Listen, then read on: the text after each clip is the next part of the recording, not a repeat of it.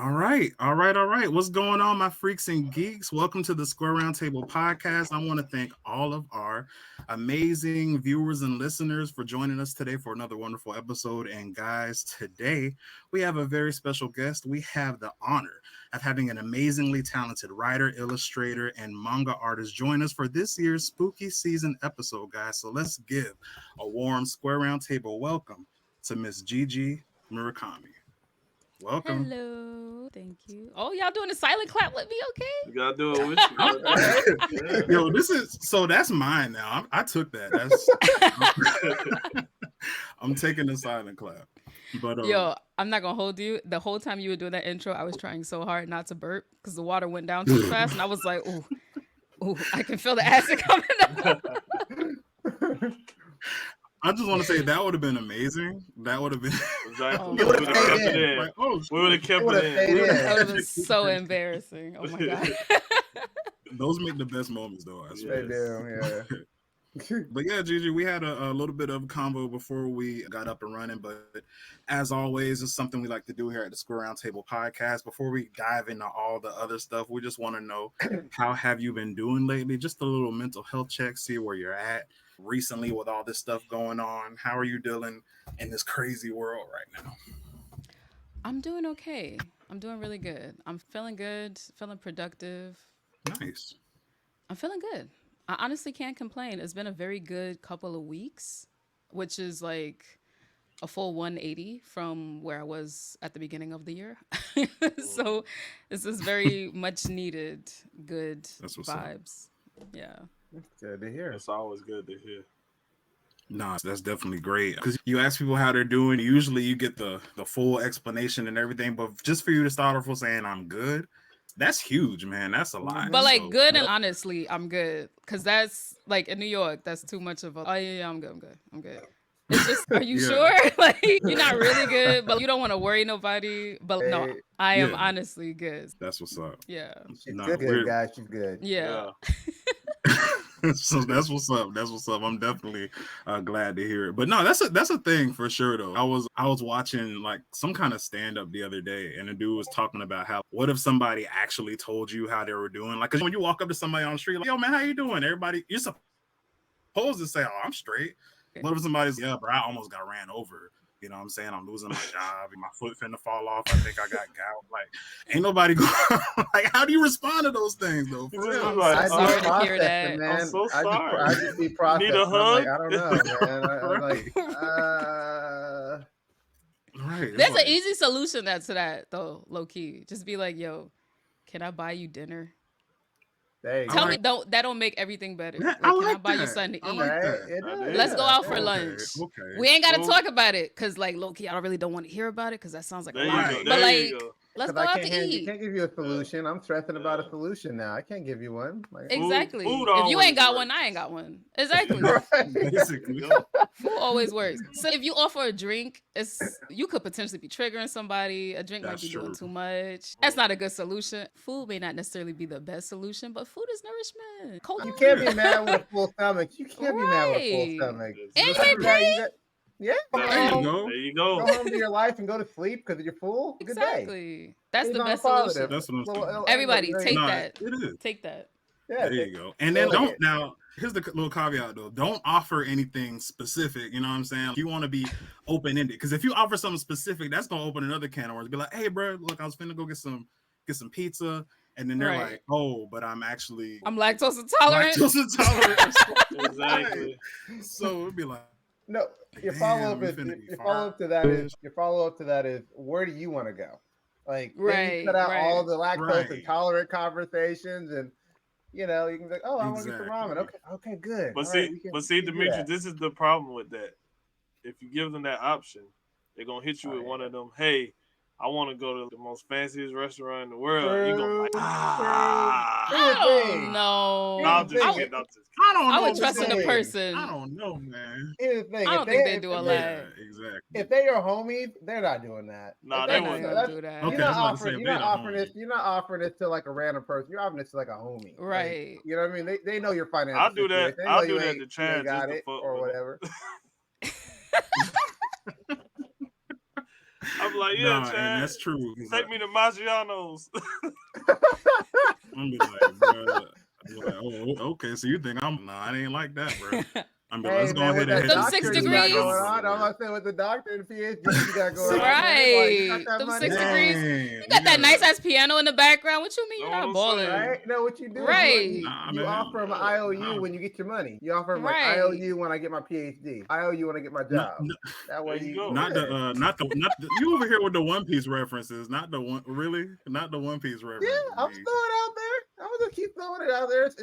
It works. I'm just gonna every time I Any, can now. anyway.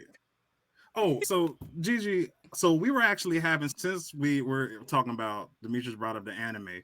So we had a little kind of discussion before you jumped in. So we were trying to figure out who would be the best villain of all time in Dragon Ball Z. Like we were having a Oh, discussion back and we're doing forth, Dragon like, Ball Z or we're doing anime. Cause I like, don't. or I right. Dragon Ball Z. Oh, Ooh, what controversial is opinion? that? Controversial? Controversy? No, nothing controversial. I don't be watching. I did not. I was one of the Dang. few anime nerds that did not grow up watching Dragon Ball Z like that. I have no cable. Wow. Okay, what did you grow up So watching that's anime valid. wise? Like, where's our Yeah, reference? I where are gotta we know at? where. Yeah. Okay, so when I did get cable, I moved in with my aunt. So I grew up watching. I would catch a few episodes of Dragon Ball Z, but nothing that I really remember. Definitely watched Sailor Moon. I watched a lot of the Toonami Okay. run. So like Yu Ooh, of Hakusho, Rurouni course. Kenshin, Hey, okay, you and actually. then the Saturday lineup when Toonami was playing Saturday nights. I So remember that. I would catch Lupin the Third sometimes. Nice. I forget which Gundam was happening. That the Shining Yeah. Finger, that one. I I forget think which it Gundam was that is though. Yeah. Gundam Wing. I Gundam was gonna say Wing. wing. Was I it was thinking Gundam wing. I can't C? It might have been Yeah, I C. can't It might remember have which one been, it was yeah. either. Yeah. That one though, whatever one, that one with the Shining Finger shit. First of all, the OP slapped. That story was on point. I have to figure it. I have to find it online somewhere and watch it over. But I remember being so compelled by that. And then Big O was another one. Ooh, Yeah, Big Allure yes. O. Star, Yes, Love Big Big O is O. dope. Yes. Yes, Trigun. yes, Yes. Trigon's amazing. There's also I Had Sign. That's a low key one though, a little It on That's the is. it. obscure Yeah. side. But Mm-hmm. it's that one's really good. I think that if I don't know if it was redone, if they did a remake of Dot Hack Sign, it might do well now. Cause at the time, the technology for like gaming was not like we didn't have MMOs at that time, Right. Yeah, so like it didn't really like connect. It was a little too futuristic. and it But hit like it was supposed to. So I It was just mean, ahead of its no, time, they kind of. give a lot of reboots now. We're getting a lot of reboots of stuff that we've seen countless of times. So maybe it'll get a little push, get a little bump up there, and get some cleaner maybe, animation, and it'll work. maybe. I think it would. I think it'd do well. Or like Yeah. I think it'd do well. They had games for it though, and the games were really good Yeah, I because it remember was that. like it was kind of meta. Like I didn't beat the series that, but it's so expensive to find those games now. I tried to like buy them over and actually beat it. It's so hard to find Mm. them, and if you do find them, it's $200-$300 a pop. People, people on eBay to mark them up. Man, Yeah. they Yeah, have. You might No, have to. it's Might have ridiculous. to do some other stuff. I'm not gonna even drop it. I'm just gonna say some other things to get that game. some Good Kid, Mad City. Yeah. Do a little bit of I'm that. telling you, Yeah. yo, For it's time to real. run up on somebody real quick. There's like, what do you want? What do you want? Your video games. My what? In the bag. Put it in the Inside bag the bag. right now. All the PlayStation 2 titles Right. right now. Right now. Right. And throw the The PS2 in there because I'm and gonna the need that controller. too. I'm gonna need that too. Mine's Right. broke a minute ago, and the And the- controllers. I need an extra. And the memory card. I'm And gonna the add memory card, right? And the memory Gotta card. have that. They better Oh be my yellow. God. Right. No, it better be right, bruh. For real. Yo, did y'all Oh my ever God. buy like the labels? They had these sticky labels for the memory card so that you knew what was on each card. Man, Mm-mm. I lost Y'all that never in had school. that? No. I used to Yo. just have to take a gamble and figure out what's on what. I'm telling used- you every time. I don't know. I was like type A about it. Cause it was cool because you had, if I'm not mistaken, certain games will have like little accessories where you can decorate the memory cards. So I had a memory card sticker from Final Fantasy 12 on one card, and then there was like this one slip of paper where, depending on the sticker, I would know what was in that memory card. And like that's some real like commitment shit. Like I am committed that this memory card is gonna hold these games, and that's it. I'm not gonna change it. I'm not gonna get another card. It's gonna be all on here. And I don't know now because I haven't played it in a minute, but like at the time, I was on it. I knew what game was on which card. It was weird. Yeah. See, I only had one. See, we was in the trenches. See, here's what I used to do. I already know. I remember. Oh yeah, Demetrius knew it. You done grew up with me playing video games and stuff, man. Yeah. I remember playing. My favorite game used to be Def Jam, and Vendetta? Vendetta and Fight for NY.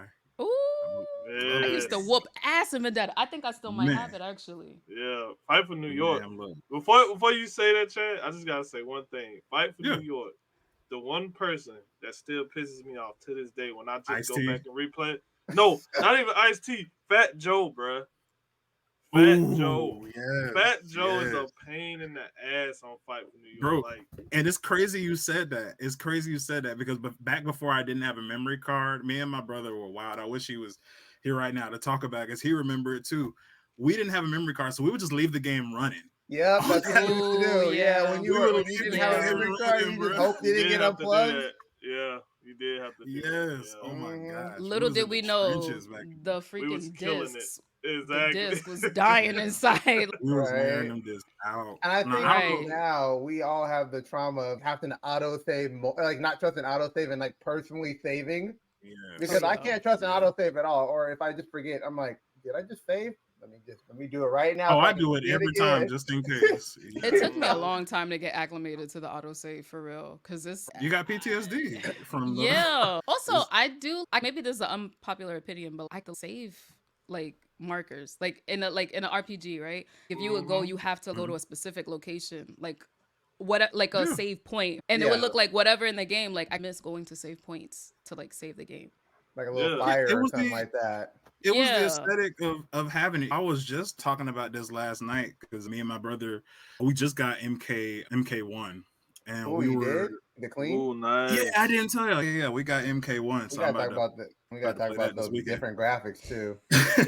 Yeah, we definitely got to get to that. But my point is about these new video games. Like back in the day, like it was crazy because you actually felt like you earned the DLC characters. You know what I'm saying? Because you had to beat them in Mhm. a fight. You had to in order beat 'em. do it. Yeah. Right. Right. Yeah. Right.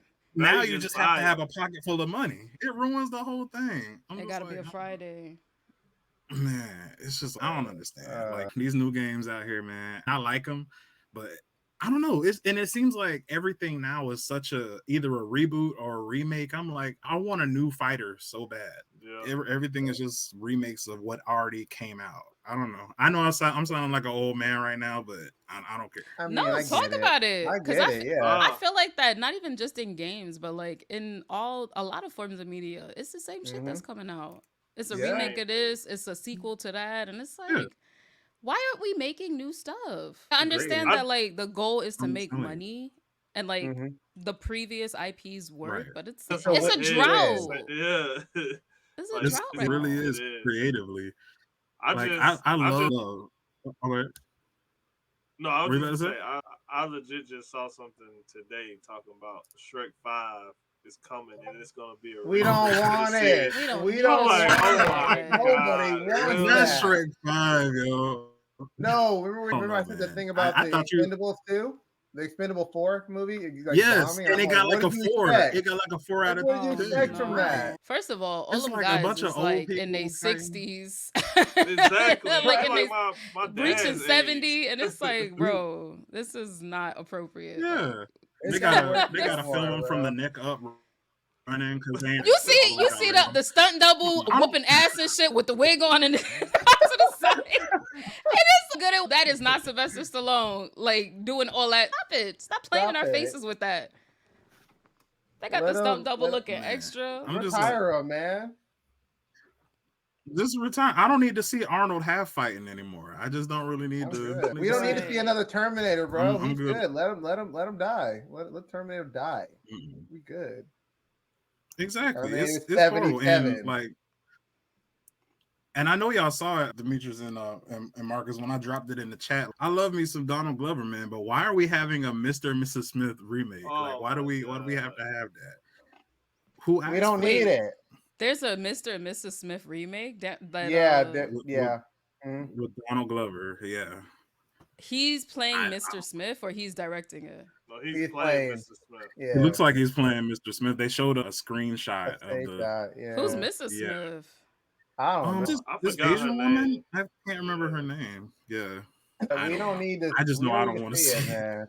We don't need to I see any don't. more reboots or a continuation of stories. Like, give me some new IP of something. Right. Yeah, exactly. But Gigi, we talked about a lot of crazy stuff. I definitely want to get back to you specifically before we get into a lot of your projects and then a lot of horror talk. We're going to be having that. I just want to know a little bit about your background. Like, obviously, you're a mangaka, you're an illustrator. We know you are from New York. I just want to know, growing up, where did that passion for narrative, where did that passion for art, where did all of that come from for you? Yeah, it's a good question. The origin story. The origin story, yes. Mm-hmm.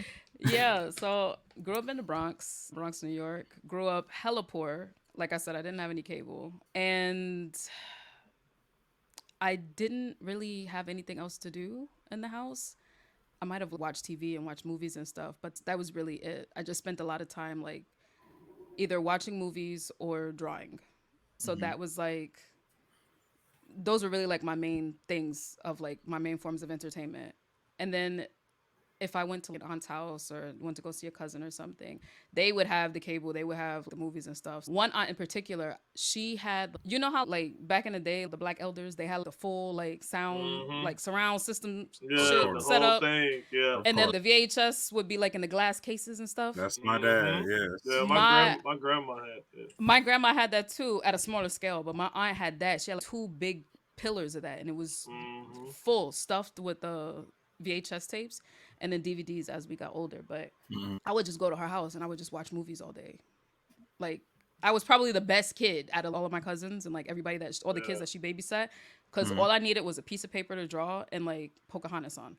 That was it, and There I was you go. chilling.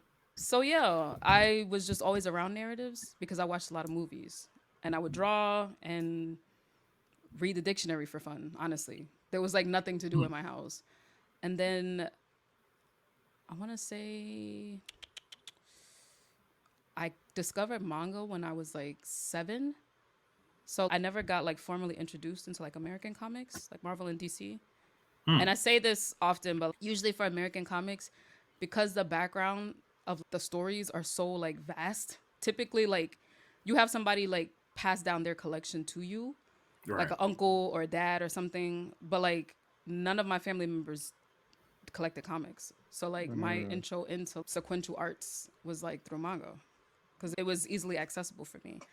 So I started reading manga pretty early. My first manga was a horror manga, and I was Mm. like it was so like it was a little traumatizing low key. But after that I like got into manga like towards junior high school and then I stuck with it after that.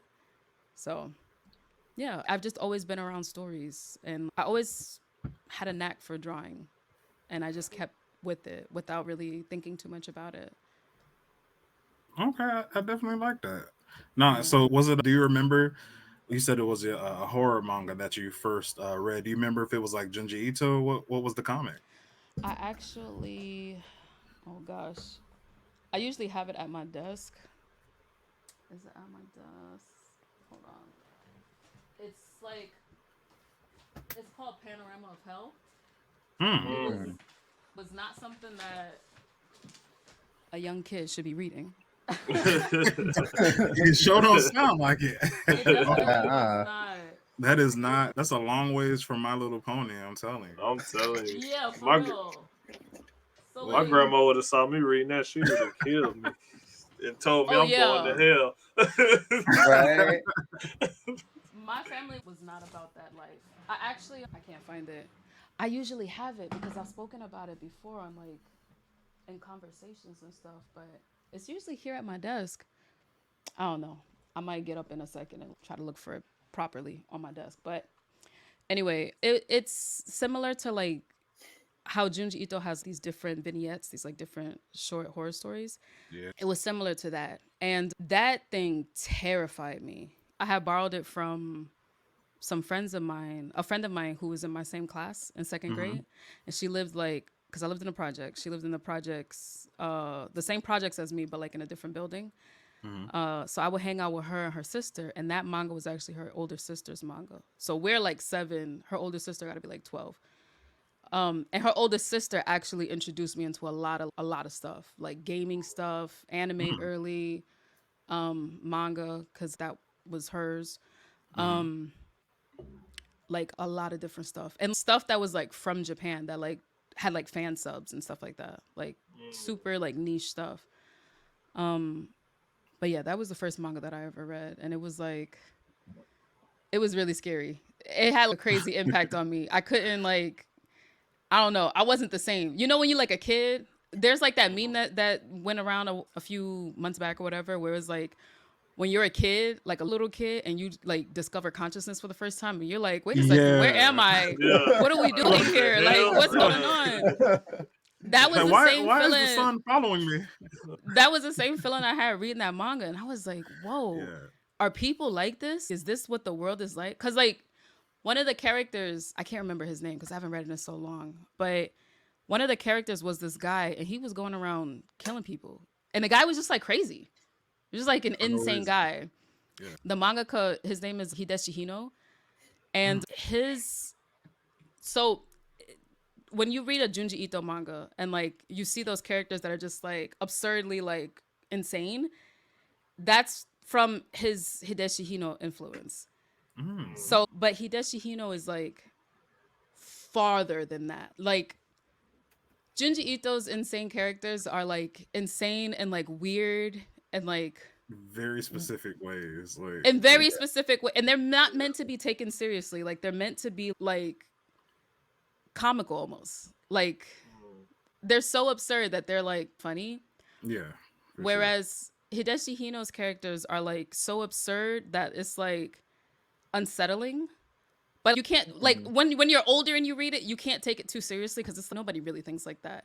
But it is, but I'm sure somebody thinks like that. Like it's a little unsettling. sure. Yeah. And I was Yeah. reading that at 7. And I was like, Oh. I had that moment of what's going on in the world?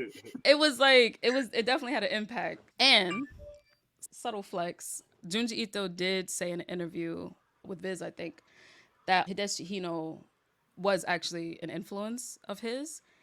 And on Twitter, not that it matters no more because Twitter's about to be in the garbage, but on Twitter, we actually follow each other and we've had conversations Hey. before. Hey. So like Nice. it's just like it's a subtle flex. Big That's flex. a big That's a flex. big Yeah, flex. you can't just be like Yeah, subtle. You gotta be like that.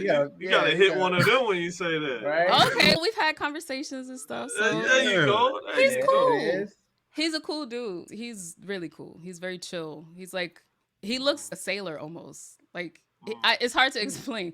All he be wearing is like black turtlenecks, little black caps and stuff. He be having his Yeah. beer and fish. He's just a chill like old dude. He's just chill. That's what's up.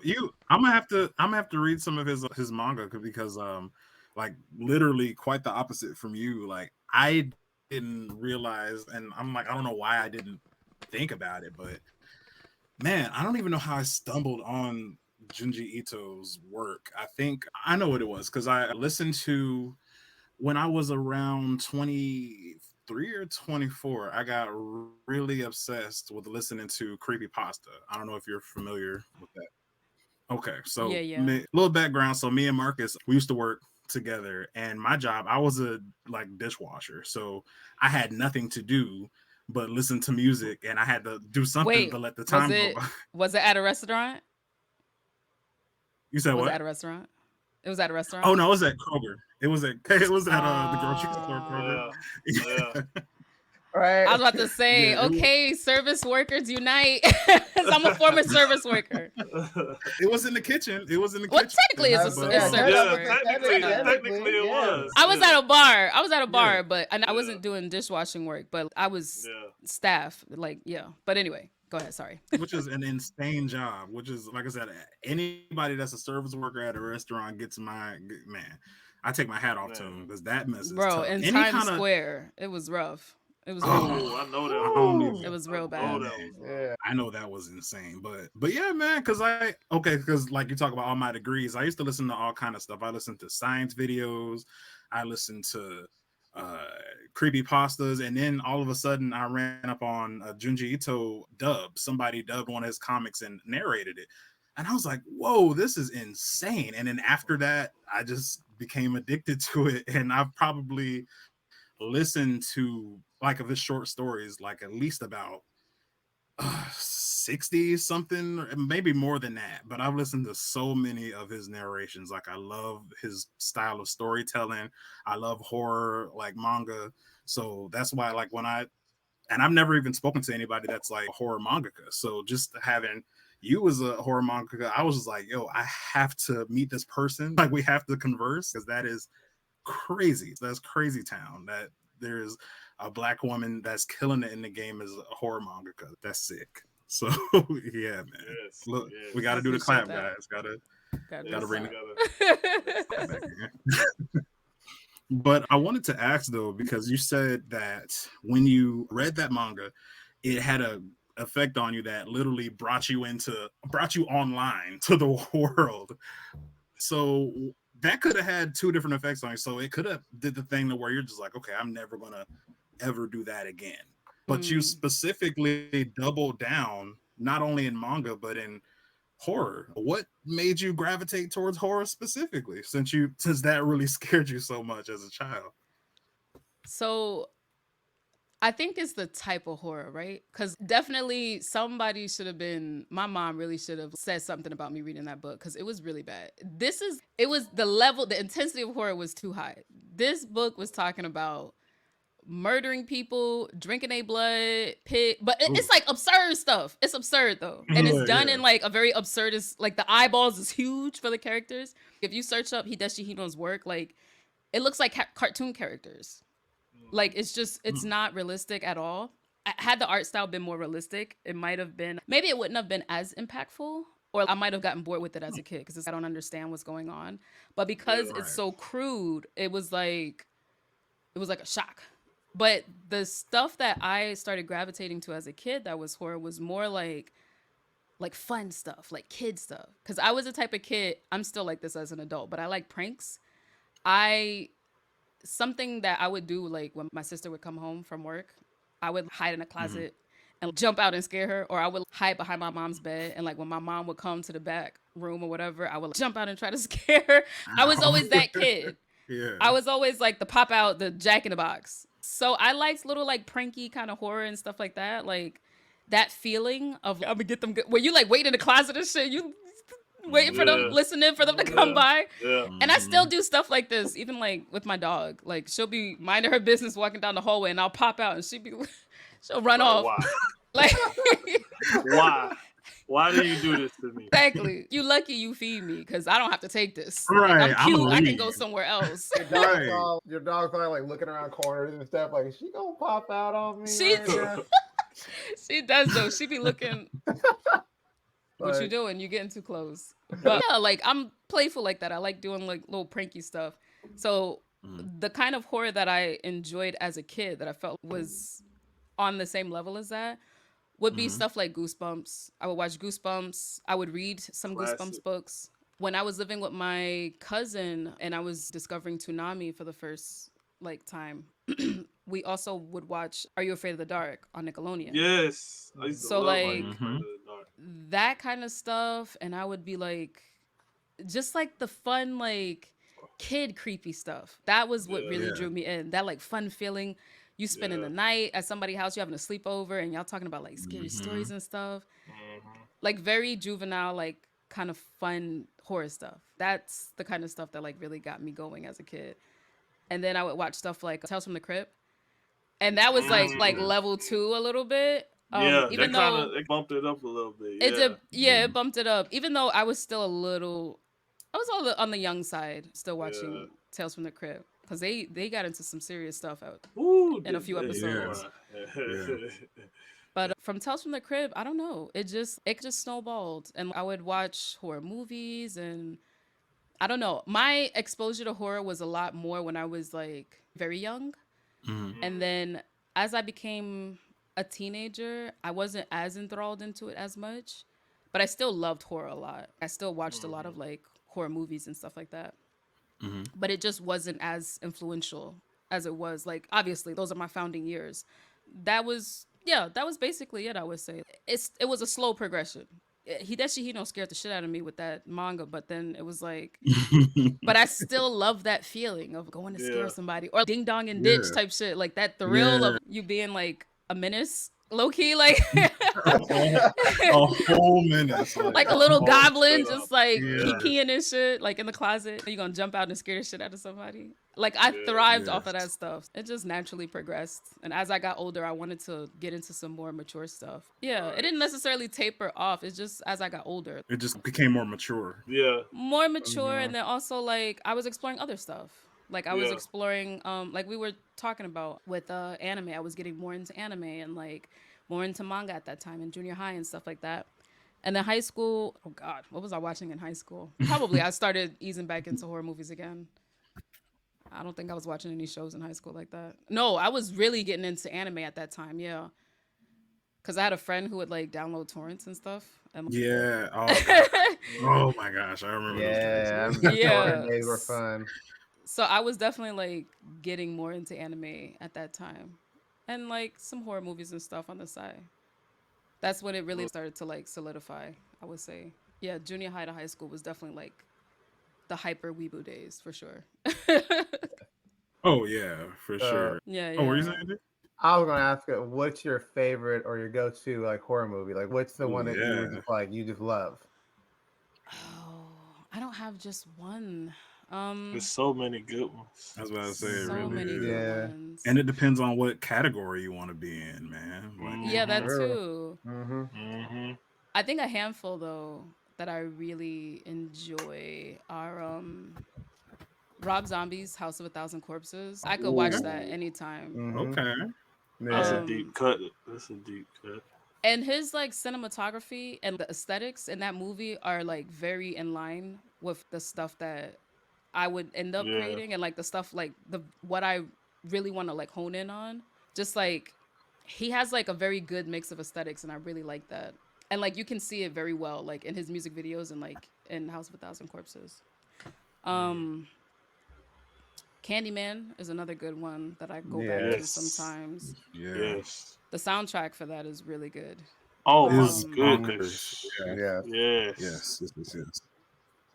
And then what's another one? More recently, not super recently, but more recently, Hereditary is Yeah. another go-to for me. I still Yeah. gotta watch that's a- Hereditary too. It's a still good gotta one. watch Hereditary it. Ooh, boy, is you in for so a good. ride. Man, I still gotta that's watch crazy. it. Yeah. It's so good. It's so good. I can't wait for you to see it because it's really good. Yeah. I wish I could watch Hereditary for the first time again. First time. Yeah. Yeah. But it has so Same. much like going on. There's so much going on though that like it deserves rewatches because you'll catch something new Yeah. every Yeah. time. Yeah. Yeah.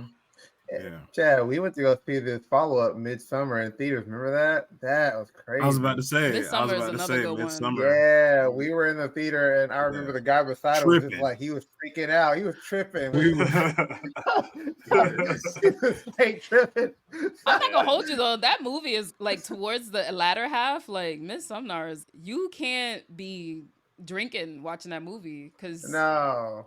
you like the amount of vertigo you will catch on that is like oof. Yeah. Man, there was that moment. You know the moment when we were all just like gasping because it just happened. Because Yeah. honestly, the thing about that movie, and we've all seen it, and spoiler alert. Okay, I was about to say I didn't want to like. Yeah. I'm gonna definitely spoiler alert. Okay, good for- because I'm gonna talk a little bit too. But yeah, go ahead. because it looks like it's gonna be the thing that got us, Gigi, when we were in the movie theater. It looks like it's gonna be a certain kind of movie. You're like, okay, got the little whimsy going on here. We got the white folks in white having a great time. All Right, right. cool. The slow And burn. then they're like, the slow bird, and then they're like, yeah, we finna sacrifice some folks today. And then my man comes through with the hammer, and I'm still like, Right. nah.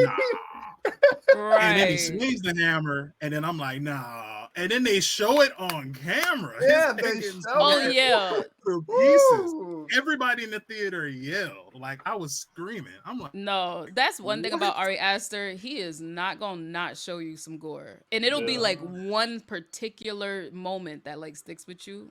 Same like with Yes. Hereditary. I'm not gonna spoil it for you, Marcus, but there is like one particular scene where it's like it gets super gory, and it's Yeah. like a flash, and it's like for a second, but it's that image sticks with you. One thing he will do is have a gory spot that'll like it'll stick in your mind. Yeah. Man. And then he Yeah, has man. these little tiny strokes of genius that I like with Ari Aster, like specifically, and this won't be a spoiler because you won't really get the reference, Marcus, but in the movie where the boy is having, we don't know what's a dream, but he's having a dream, and then that the ball scene, that little when he's dreaming about his sister and in her, Yeah. Oh that yeah, part is and just like Hereditary, right? wow. And Hereditary, Mm, and Hereditary, yeah. like Yeah. that. I was just like, wow, like he's just. I don't know. And have you seen his new movie? I think it's called Bo. Bo Bo is is Afraid. Afraid. I haven't Haven't. seen No, it. I haven't got to see it. I haven't got a I chance to see it. haven't. My homeboy Nick saw it and he was like, Gigi, don't watch that movie while you eating. And I'm like, oh no. What? And that's Oh like no. I like to have a meal as I watch a movie, especially in the Me too. Yeah. theater. Now that's a That's good. thing. Yeah. Right. So now I'm like, oh gosh, I can't watch. Oh gosh. I heard You it's not can't. Yeah. quite a horror like that. Like it's Mhm. psychological and like unsettling, but not quite Yeah. horrific. But I don't Okay. know. It Mm. could be. I don't know. I don't know. It seems like that's like Ari Aster's like experimental film. Yeah. Okay. And All I right. like that. I definitely lean more toward the kind of like psychological. Now that I've gotten older, Marcus talks about me all the time for that. And the way I had my upbringing as far as horror was like you, Gigi. Like I went from Goosebumps that had both visually and storytelling had a huge effect on me. Then went from there to Are You Afraid of the Dark? And then I saw Twilight Zone for the first time. Oh, And Twilight Zone like, also. Yeah, for me man, too. Yeah. man, Yeah. and I am a Rod Serling fool. I love Rod Serling so much. No, Rod he was a real is one. Man, a was a real one. real one. A real Yeah. one. Straight up. We Straight studied up. we studied him in college. I took a genre class and then a horror. But we talked about him more in like the film genre class because he was such a game changer. Like as far as genre and like addressing certain issues and the barriers he was breaking down as far as storytelling and stuff. That dude, man, he had some balls. Like he really took Yeah. a chance with his career that a lot He of people did. wasn't No. doing back then. And it Yeah. paid off. It paid It Yeah, off. really it And did. did. dividends. Because it still holds. If you watch those episodes of the Twilight Zone now, it's Hmm. almost like eerie because it's like it connects more with the times now than it did when they made it. Like it's really eerie to watch some of the episodes now. It's ooh, yeah. Yeah. And that's the type No, of it scary I is. like. That's scary. Me That's too. The like thought real provoking, scary. right? The Yeah. like Yeah, what the would thought happen, provoking. yeah, if like we had to, you know what I'm saying? Yeah. Yeah, Twilight all Zone of is that. definitely good for that for sure. Every once in a while I'll go through the seasons and watch the show over. Exactly. Yeah, Exactly. You got it's to. really It's good. it's amazing. And you really see how it's just a lot of that stuff. Of course, in horror, like Ari Aster, Jordan Peele, like these guys are they're a lot of Nia DaCosta, all these folks are trying to do a lot of new things in horror, which is fantastic. But that a lot of the stuff that Rod Serling was doing, it's just people trying to mimic it or build off of these stories because they were so powerful that it's hard to have a genre piece, specifically like psychological drama, psychological horror, and Right. not try to get something from Rod Serling. Specifically, one of my favorite horror films of all time is Invasion of the Body Snatchers. And we see Ooh, Italy. that's Boy, another comfort. That's another what you know comfort about that, film. boy? That's another but you Yeah, talking about the old one from the 70s, right? Yeah, there's two Oh, of versions. You course. got the the Yeah, there's old two old from versions. the 50s and then the Yeah, 70s. the They both 70 good though. They both good, but the yeah. 70s one is And better. the the 70s one one with is Donald so good. Sutherland. Yeah, Yes, that's yeah. Yeah, another one that I watch over. Oh my god, just like the way that the tension ramps up in that, and oh my Yeah. god, it's And such and a the good huge movie. payoff at the end. The huge Such payoff a at the huge end. payoff, It's, and it's oh, not go like ahead. it Yeah. wasn't hinted to either, which is but it still Right. gets you. yeah. It It still gets you gets every you. time. Yes. And I people, love Right. watching it with And it's people that haven't seen it before. yeah, Oh my gosh. Like when that man it's is like so good. at the end of the movie, I'm like, yes, it's the truth. man, But that's my example right there. We see it recently with what is Secret Invasion and Mm-hmm. movies like They Clone Tyrone. They're still going Yeah. off of that template today. And I will I just say think it's dope, man. I haven't seen they clone Tyrone yet. I still I've gotta been see it too. You're like, not by You haven't yourself. I've seen been it? slacking. okay, I've been slacking, Man, y'all. come yeah, on, I've bro. I been same, thought you slacking. saw it by now, bro. I thought you would same. know I've it. been having it's so many shows and stuff I've been keeping up with and trying to watch. Every time I get on Netflix, I be like, all right, I'm gonna watch it today. And then like my brain just like totally goes, I'm going right, and then it's just nah, I go left today. So I I'm slacking, y'all. I gotta get with it, Hey, you know. it's You And In then gotta cool, my One bro. Piece, get it, man. in my yeah. So situation, it's not that I'm overwhelmed by shows. It's just that I'm such a movie purist. I have such Yeah. yeah, respect for movies that I can't be distracted. I have to sit down. I have to make time. yeah, I have to have Yeah. my true. meal, my snack, whatever, and be good. Hmm. Or if I'm on my way going to bed, I might watch it. But a lot of times, if it's a movie that like I really want to watch and it's new and I don't want to miss nothing, I really have to like set aside time because Yeah. before bed I want to fall asleep. Yeah, that's me No, too. I got if you. True. Yeah, if it's Yeah. an I got. older Understood. movie, if it's an older Yeah, you can just movie, turn that on, yeah, I before could you turn go to it sleep. on. Yeah, Like I've been watching a lot of Dario Argento movies recently. yeah. So like Italian horror movies and stuff like that Yeah, came out in yeah. the 70s. Hmm. And that's like bedtime movie. You know what Oh I'm yeah, saying? yeah. Yeah. It's slow. It's that's bedtime. But like they clone Tyrone, I know it's gonna be some gems being dropped in there, so I don't want to miss that. Yeah. So Hmm. it's hard for Yeah. me to set aside that time because I'm Yeah. like, Yeah. I want to oh, pay attention. Like, I want to be totally committed to just that. I want to be 100% checked focused. in Yeah. exactly. Yeah.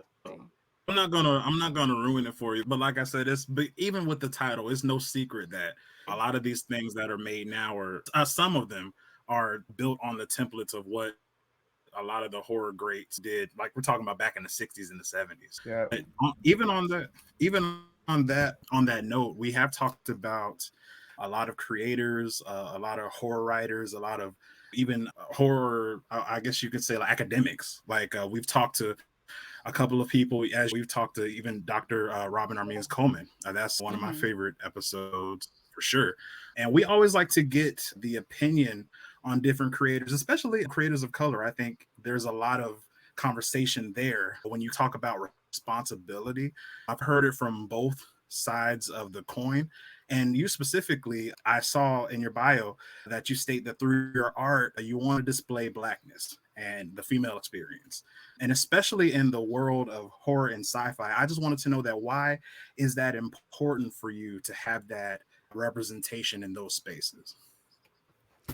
That's a good I know that was question. a lot. Oh, I totally understand what you're trying to ask. I think it's important because there's conversations that need to be had. But something that I've noticed while being like a netizen online, I don't know if people like that word, but like being an online person and like being in Yeah, yeah. spaces where there are forums of trying to have discussions about these certain topics, it never goes well. It just never goes well. People are just like, Mm, especially at this time, people are like unwilling to just listen. Oh, that's not racism, or oh, you're being racist. It's a constant back and forth. Nobody's willing to listen anymore and take the black experience as it is from a black person's mouth and like saying, listen to us saying, hey, this is my experience. I don't like this. This needs to Mhm. change. And in some cases, with some people, that's not translated the best way. We have some people who get generational trauma is tricky. People get triggered and mhm. it becomes a little messy and not as tactful. But like when those situations occur, like people don't want to talk. It's oh, there you go talking about that black shit again. And it's but this is Right, my right, everyday life. Yeah. That being right. said, you can always have a discussion when it is in a narrative and it is something that's wrapped up into a present. I'm trying to create situations where, and this is not with all of my work because I don't want people to come away from this thinking that everything that I create is like political or has an agenda. Sometimes I just be Right, making right. stuff cuz like horror can sometimes just be allowed to just be.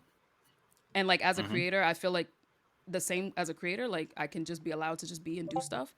But Mhm. there are times that I want to talk about stuff and I want to Trojan horse that shit to people.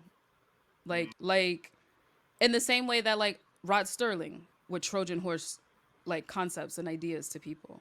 And a lot of that stuff would happen. I think Twilight Zone was like the 50s, if I'm not mistaken. But even from the 50s and on, like you said, like into the 60s and into the 70s, like people took a lot of those concepts and ran with them too. Oh yeah, And with Dr. Coleman's stuff, with the book, and I haven't actually read the book, but I did watch the documentary on Shutter. But like with a lot I of, loved it. it was so good. But like with a lot of like themes in horror, it is commenting on stuff, especially like in black horror. There's a lot of like commentary happening. So now is definitely the time to Trojan horse those issues again. And it's okay.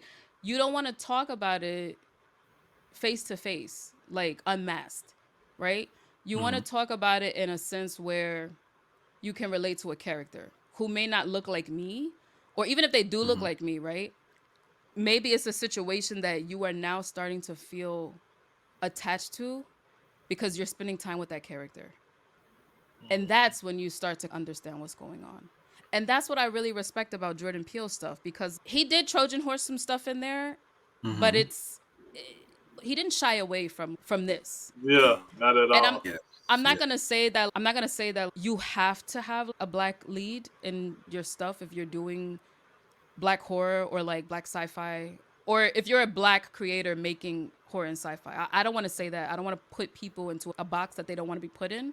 Right. But I do respect the fact that he's coming from a background where like white people love comedy and they love when black people do comedy. Like Hmm. he has a huge white fan base, you know what I'm saying? So like he's very well ingrained in those circles. So I do appreciate the fact that it could have been risky to do Get Out and it could have blew up, but he didn't shy away from that stuff.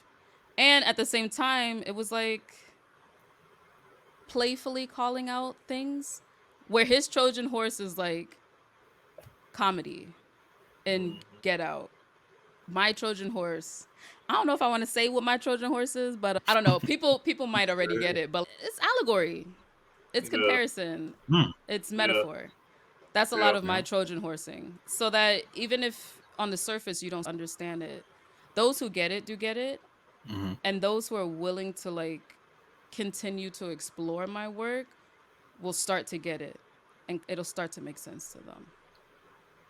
So No, I definitely love that response. And I know these things can be tough, like you were saying, not really wanting to talk about your Trojan horse. We do appreciate you sharing that stuff with us, though, for sure. But like I said, at the end of the day, we talked about it with the previous guest that we had not too long ago. Like you were talking about who would get your work and who doesn't, or who wants to deep dive into it. I love the fact that you find something that you're passionate in and you write about it based on your experiences. And as when you do that, you find your fan base. You find the people that are willing to listen and willing to get it. I know we're in the middle of the podcast, all that you do, and I just appreciate seeing people like you putting forth the effort to have these uncomfortable conversations in and out of your work and not shying away from it. So definitely take my hat off for that. thank you. I appreciate it. Oh Yes, yeah. yes. And Um. let's Oh, go ahead, and, Marcus. and he being real professional and nice about it. But I just want to say it's freaking awesome that we got a black woman that's killing shit and writing and doing horror. I'm Thank gonna say you. it. I'm Yeah. gonna say it that way. I ain't gonna say it all professional and sound like it's you killing it and keep doing it because Yeah, keep that's going. important because we've come so far like as far as like history of like horror films, just people of like black people period. Like as far as our representation in it, the Mm-hmm. behind the scenes of it.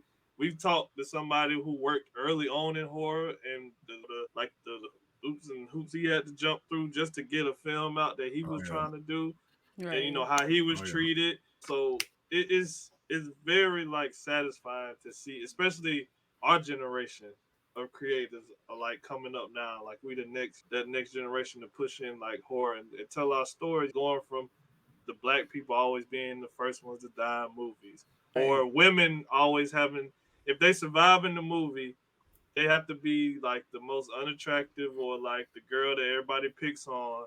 They have to have like Right. the unisex name where it's almost like a boy or girl name and all that. And it's come so far from that and it's like progressing. So to actually speak to somebody who's a part of that movement.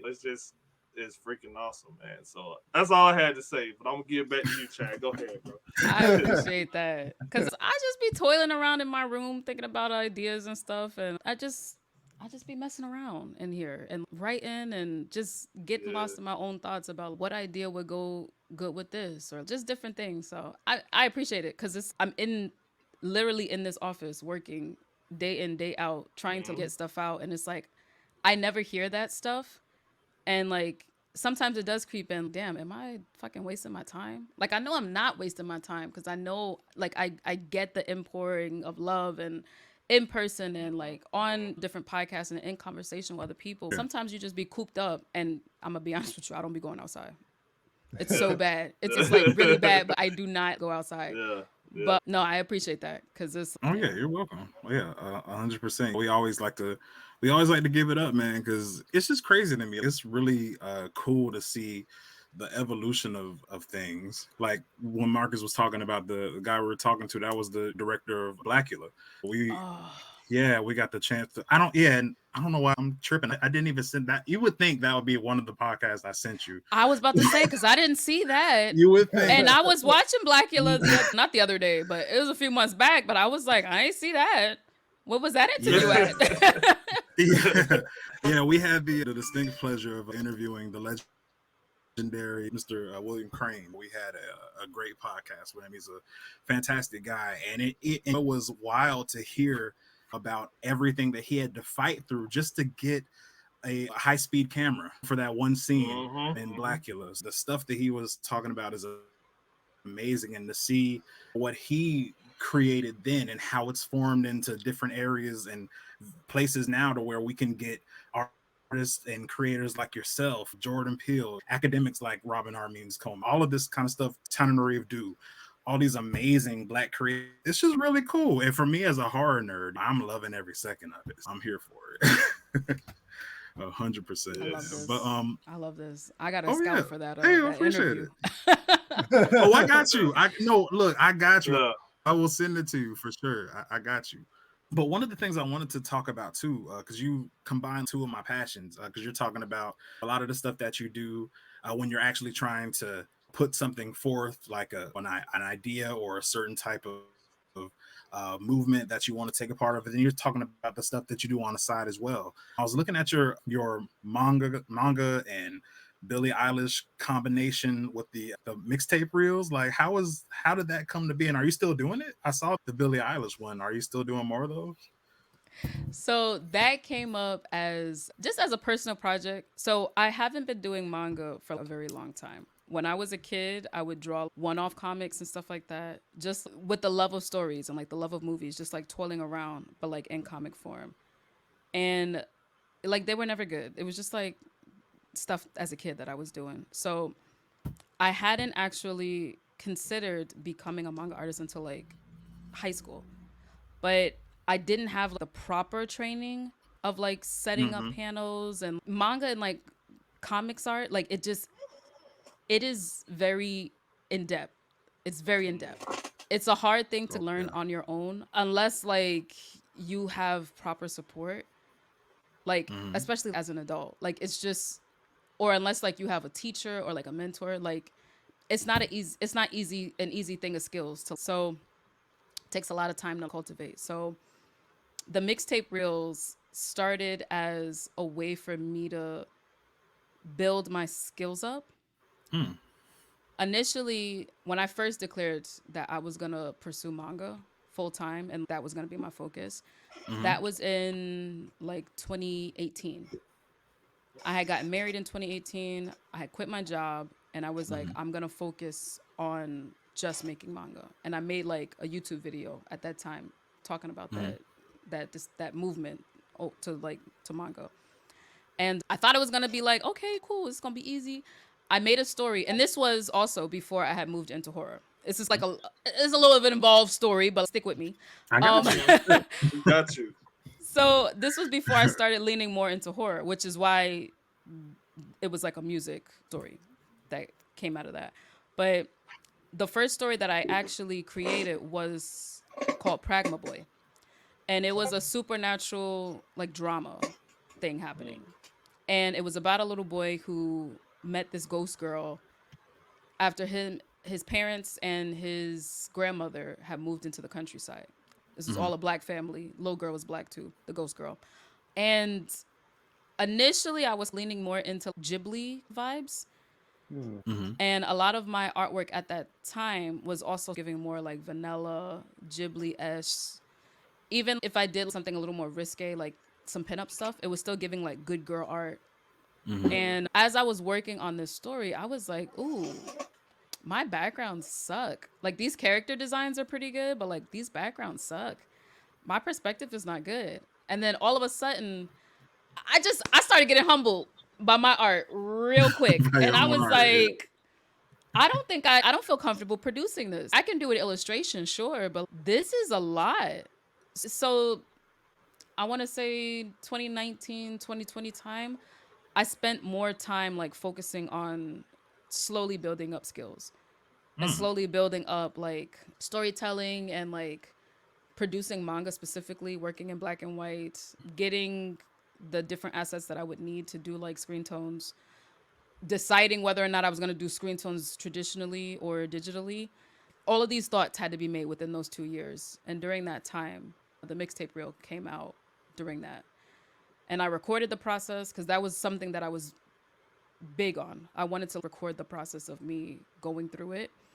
I did not record as much as I would have liked because I was really embarrassed. Like when Pragma Boy was going on and I was looking at some of these Mm-hmm. panels, it was so bad that I got to a point where I was doing the roughs for only the faces.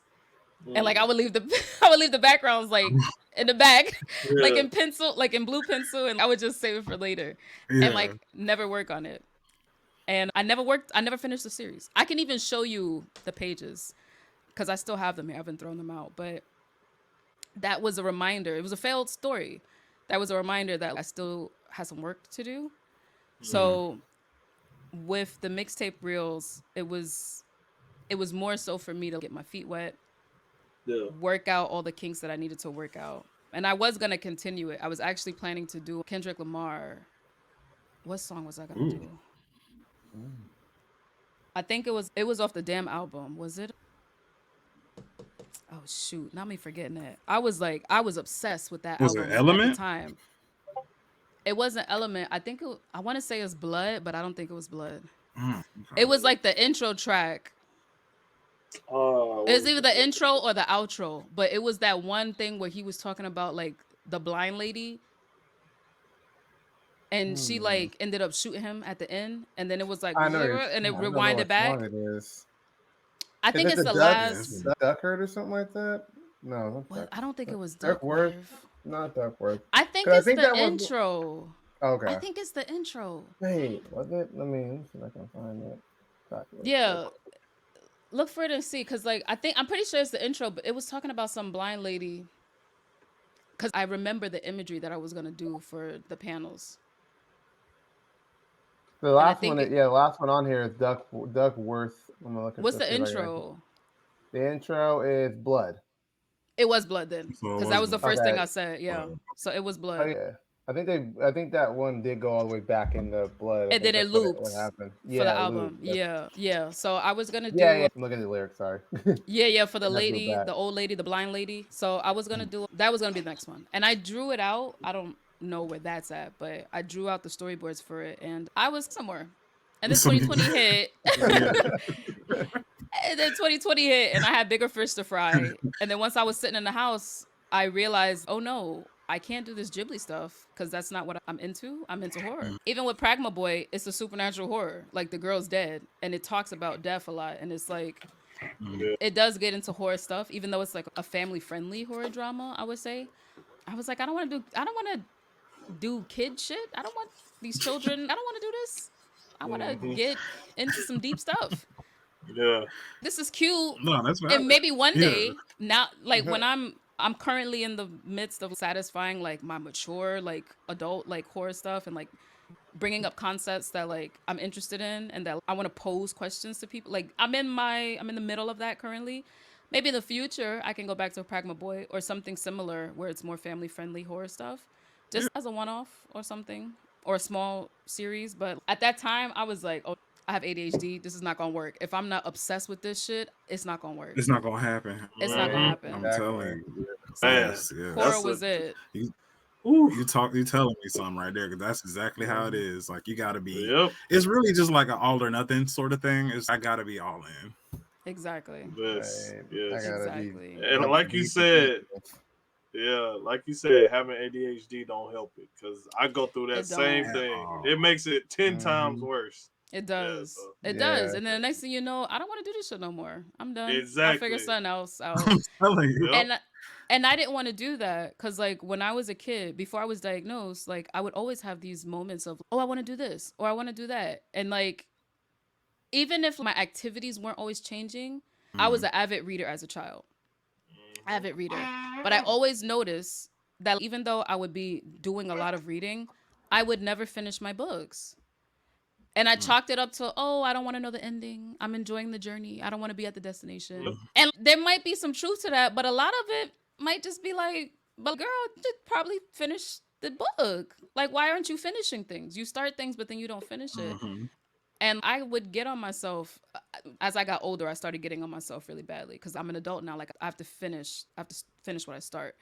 mm, And at that time, I felt really strongly about that. So I'm like, okay, I actually saw like a Jordan Peele interview where I think in what Get Out, he was talking about following the fun, the concept of following the fun. mm. And after I saw that, I was like, all right, I think I'm going to follow that advice and I'm just going to follow the fun. So if I don't feel like doing this story no more, I'm not doing it. I'm going to work on Yep. something new. And Yeah, that doesn't mean that I've given up. I right. just can't do this. And knowing when to pivot is also important. I think so Like too. it's just as important as being committed to something. And I knew I wanted to be committed to manga, but in order to not give up prematurely, like I needed to make a pivot in like the stories that I was telling. No, I like that, and I think it's a thing that like when you're like you said, knowing how to pivot, meaning like you don't really necessarily want to terminate this idea, but at the same time, you want to put your best foot forward because just like anything else, like music, movies, literature, the audience can tell when you're not feeling it, So it's Absolutely. just Nah, Absolutely. for real. And yeah, I knew that too with like my other work, like my illustrative work and like I've been doing anime conventions since 2013, 2014. And I was drawing that same nice. kind of like vanilla stuff and people weren't interested. And to be fair, my artwork wasn't like super great at the time. It got better, but even still, like people weren't into it. And then I was struggling on what to sell. And I'm like, people like fan art, I'll make fan art. But I was making fan art of shit I didn't care about. And like people can tell, people aren't stupid. They know Oh when you yeah. put your, like they know when you put your energy into it and you put your love into it. And a lot of that stuff I didn't put my love into. But the fan stuff that I did like, I did notice people would buy more. Like Hmm. people Yeah, were into it. So I had experience in knowing that like your stuff suffers when you are just not that passionate about it. So exactly. that's why for me it was so important that it's okay. 2020 was it was like let me sit down and take a break and like really investigate what's going on because I got to a point where I didn't like my art at all. Mm, Like I couldn't stand it. I did not like it at all. And part of that was the frustration with Pragma Boy too, I think. Because it mm, wasn't coming out the way I wanted it, but also I just didn't like my work. I felt like my skill was not good and just I just did not like it. I didn't like it. And even now, there's still skill wise some things that I feel like I can tighten up. But I love my work right now. I love it. I'm in love with it. I wish I would have seen somebody else doing my stuff as a kid. Yeah. Maybe this would have moved the needle on this a lot faster. But I didn't have that feeling before in 2018 at all. Mm. 2018, 2019. I was not in love with my stuff. and downs. Yeah, Yeah, Yeah, and Hmm. now you Hmm. can provide that kind of thing you didn't have for someone else. that's the hope Like, for sure. Yep. like Yeah. someone can see it and be like, Exactly. "Oh, and that's what I'm about to do." Yeah. and I'm gonna just say just a little side note. You broke your whole foot off in that Full Metal Alchemist drawing you did. That Thank I you. I love it. I need a print of that. I'm just saying I need a print. Maybe put He's it on such a a full t-shirt. metal head. So that I was need it. that was created for Otaku Noir. So I think they are selling the prints on their website. Gotcha. Um So you can go check it out with them. Oh, I'm definitely about to get it. I'm surprised you don't have a print already. As much of a head No, because up. I was looking on your So website. I do. Oh gosh, I don't want to get into it, but some business stuff. I don't have it. They have it. I wish I Okay, had I it. got it. No I don't problem. have Yeah. it. They have it. Yeah. He Love was them to Okay. like, Yeah. No. bits. Love them to Yeah. bits. Yeah. Wouldn't do that again though. But he they was have it. I like, don't have it. Yeah. Oh, he got was you. like, I'm No. hoping Yeah. I can find a more direct way to get it. They have it on their website. I think you can just. I don't Oh know. yeah. Well, You're not gonna get direct with me, like I said. So I want to talk about it. I still appreciate them, but definitely some things happen I would never do again. Even for them, I wouldn't do it. no. But Yeah. I'm gonna still go and after this, I'm gonna go copy. they black owned. If they wasn't black owned, I might be. It might be a different song. It might be a different tune, but might be a different song. They black owned. Go visit the shop. Got They you, local. got you. They in Cool, New York cool. too. We neighbors, so you know. I didn't know they're out of New Yeah, York. That's okay. Okay. they Cool. out of New York, so Wow.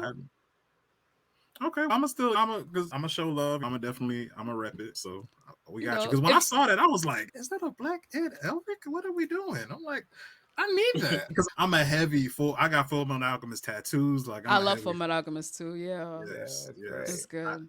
I got the State There's Alchemist tat. Got to do it. a homegirl of mine has the. I think she has the homunculus tat because she's a huge Full Metal Oh, Alchemist fan sweet. too. But there's a fan of my work, and he buys everything. Like he buys all my stuff. If I had 1,000 of him, I would be set. I would be straight. Like financially, I would be straight. I need 1,000 more of Yeah. him. But he's a Patreon. A Patreon. He That's right. literally buys all of my stuff. He has bought Resenter digital and hard copy. Like he has all of my stuff. And this has been a constant complaint of his about I want that Full Metal Alchemist print. And he was like, "Can you make it?" And I'm like, I hate to disappoint you. I have everything in my collection except for that print. And I was like, I know. Listen, email them. Hashtag free Gigi. You know what I'm saying? But like, it's not up to me. Yeah. No, No, I got you. It's business it's stuff. business happened. Yeah. Mistakes were made on my end. Learning, just learning, No. growing pains and stuff like that. Learning as you go. Like I said, won't make that mistake again. But yeah, you got to talk to Otaku Noir about that. Sorry. He's like, I don't want to get sued or It's nothing. definitely Let me put it that way. it's Yeah. definitely okay. I like to support the guests, man. I did cop the wash and go. I definitely I did. peeped that. I appreciate that. Yeah. Yeah, no, that was lit. That was lit. I gotta get because I'm a fan of the. I wish it was a hard copy of that because I have my horror book collection is extensive, so definitely going to be adding Resenter to the collection. I have to get that hard copy though for sure. But yeah, I wanted to go into just a little bit of the technical aspect of your art. One of the things that I really like about you, though, I think the thing about especially on a visual medium, manga or comics, when you're trying to represent, or I guess you could say emulate a real reaction, the face is essential. And I really like the way that you draw terror. Like I really like that. And that I don't think I've seen that one. I think that one's on your Patreon. Was the Tooth Fairy? Tooth Fairy, manga? yeah. Tooth Fairy will be out in the public soon. I'm learning that because this is my business, and I have no degrees in business. I'm learning stuff as I go. I have a friend she's been super helpful over the years, and just like with my own experience with stuff. But a lot of this is experimenting. I'm learning straight to Patreon. Oh yeah, you learn as you go. Straight to Patreon stuff. It's not as successful. It's just not as successful. So I might start doing previews before I put stuff on sale for sure. But Tooth Fairy will be on sale soon. And not on sale, it'll be in my shop to purchase. Yeah. Oh, cool. So, yeah. But you were saying, oh yeah, we definitely have to get that. Oh no, I was just talking yeah. about your art in general, but no, I'm gonna definitely have to get that too. But about the business side of things, man, it's always something. Because let me tell you, man, trying to run a podcast, it's insane, man. It really is. We've been in and out of so many different platforms. We've got money, lost money. It's hard. It's ridiculous. Yeah. It's hard. Yes, It's hard. man. So yeah, we know how it is, but we gonna like Kendrick We So gonna we're be gonna be all all right. right. You know, Right? you know what I'm Yeah, saying? it's gonna be all right. There you go. There you go. But specifically, Gigi, I wanted to jump into. I like the art direction from Soul Stealer and Watch and Go. So basically, as far as how you draw and communicate different subgenres of horror, we talked a lot about absurdism. I think you did that really well with Soul Stealer. We talked about body horror. Once again, Soul Stealer 2 and Watch and Go. And these different genres, you're able to communicate them effectively.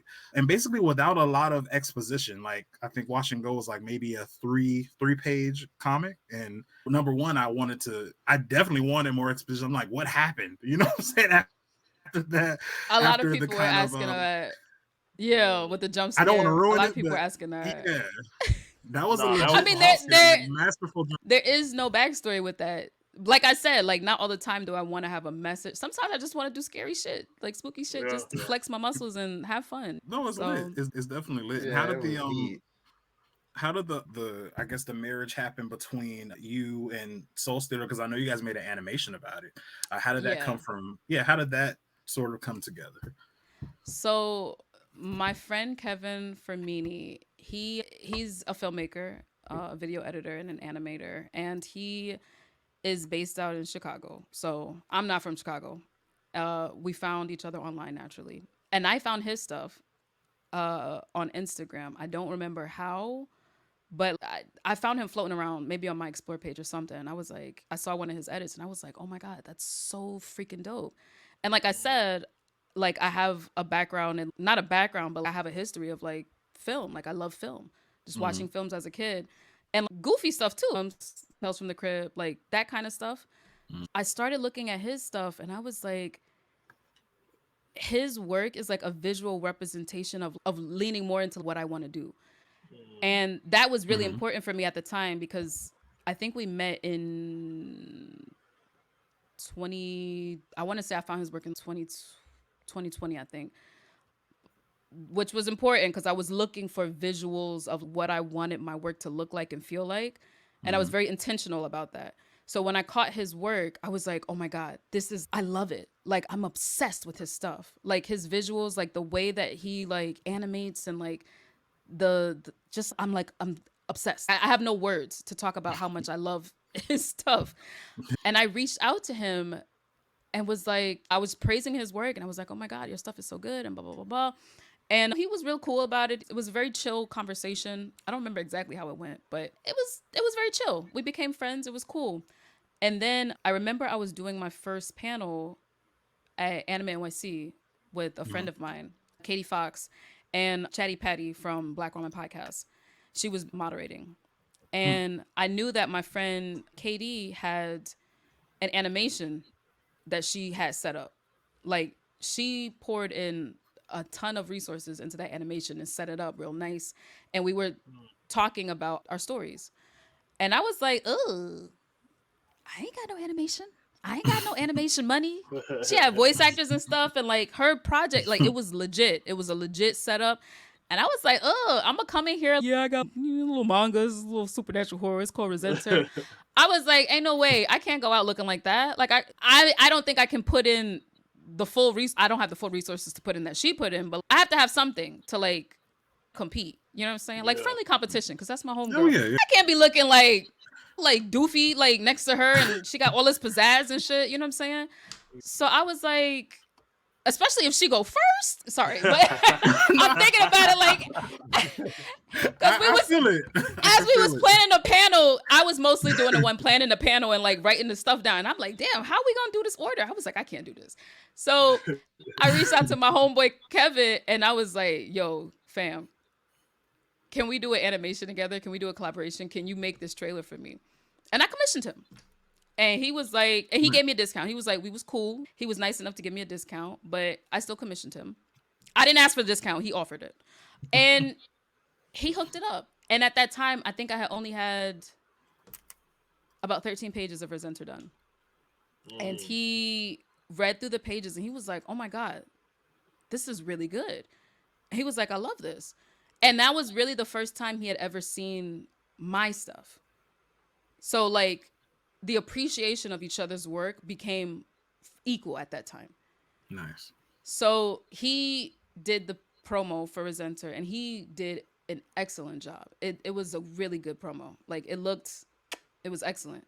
I was now competing. Like I was on level.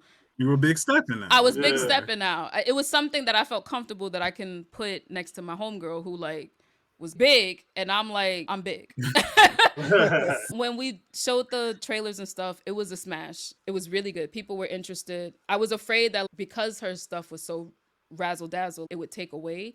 I was very happy and very grateful that it didn't actually take away, and people still came up to me after the panel and were like asking me about my story and just being very kind and very thoughtful with their words about just appreciation of what I was doing. And after that, I was like, damn, this is great. And he's still producing stuff, and I'm like, oh man, we just chilling, we talking or whatever here and there on Instagram, and then he hit me up, and I was going to commission him again because I Mhm. was starting YouTube and I wanted him to animate an intro for me because, like I said, I liked his style and I liked his ideas. Yeah. Yeah. So I was in between projects and I couldn't really focus on like the YouTube stuff, but I Mhm. definitely knew that I wanted to collaborate with him again. So over the summer, he actually approached me and was like, "Hey, I got hit up again by the Brooklyn Horror Film Fest." And he was like, "They want me to make a trailer for them. Do you want to jump on with me?" And I was like, "Oh." Time Wash and Go had came out, and he read Wash and Go when I had it on Twitter just for free for a certain amount of time for people to read. And again, the mutual appreciation was growing because now he was seeing more of my work, and he was starting to really dig my stuff. Not that he wasn't before, but like he could see what I was trying to do for sure. And like the improvement between those pages and Resenter to what I was doing at that time. And then he invited me on. And then I had to do the pages first, which was a lot. It was a lot. This past summer, I was like, it was a lot going on. It was very busy and like very stressful. I did not sleep very much during the summer. It's a very wild time, but got the pages done. He did the animation, sent it over to Brooklyn Horror Film Fest, and it worked out. And now that's their trailer for the festival this year. That's heat. Awesome. that's, That's Yeah, I awesome. got that. Heat. that's a It's dope a story. testament though to make friends. If you really Yeah. fuck with somebody's Yes. stuff, make friends. Cause Yeah. you never know. You just never know.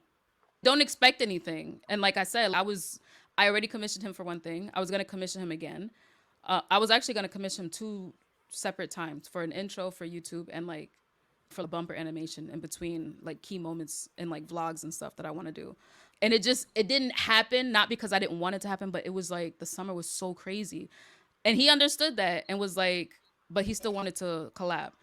So when he reached out to me, I was like, I appreciate that. So it was No, cool. that's what's up. No, It that's was like you cool. said. That's a testament to man. Networking is something serious. It is something It's serious for important. real. It's Yeah. important. It It I is. think is. people It feel like is. very weird about it because it's like, oh, network. Oh, I feel skeezy. I feel like I'm trying to use somebody. And it's listen, everybody has a dream. Everybody has a goal. If you're in a position to be Yes. networking anyway, you have a dream. You have a goal. You have something that you're trying to do. And there's no shame in that. Everybody has that. So you Yep. know that at some point you might reach out to somebody and be like, let's do X, Y, and Z together or something.